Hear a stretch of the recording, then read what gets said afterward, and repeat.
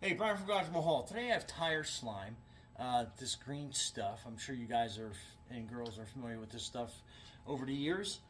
This is their tire sensor formula.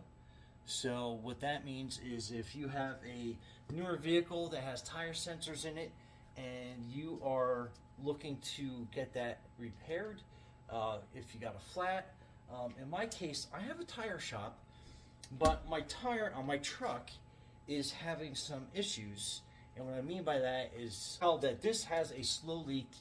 I rotated the tire around, I sprayed it down, that's why it's a little on the wet side, and I do not see anything. So my delusion is that as the tire rotates on the road, it must hit a spot, and there must be something that's opening up here that's releasing like air out. I checked the stem, and that seems like it's okay. Oh, and in the cap there's a stem removal tool, so we are going to put that in there, and we are going to slowly let some air out,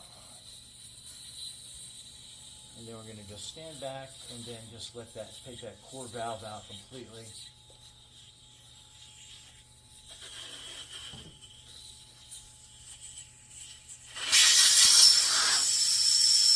And we're going to let all the air come out of the tire.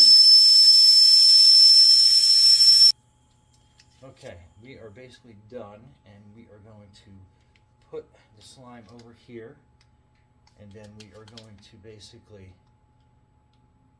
empty the bottle, squeeze or two in there. Okay, so that is done. So we're going to put the tire valve back in. Okay, great little tool. Even when the bottle's empty, you can keep that around. I'm just going to wipe off some of the excess.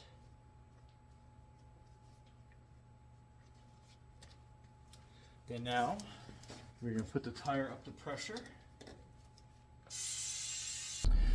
All right, so driving around, I let the truck sit for a couple days. I don't drive it that often. But anyway, you can see 41 pounds in the front tires, 40 in the back, holding steadily. Obviously, you know, some braking and more side-to-side motion, friction on the front will increase the tire pressure. But anyway, there you go, holding great. Great product. Brian from Garage Mahal, thanks for watching, and be safe out there.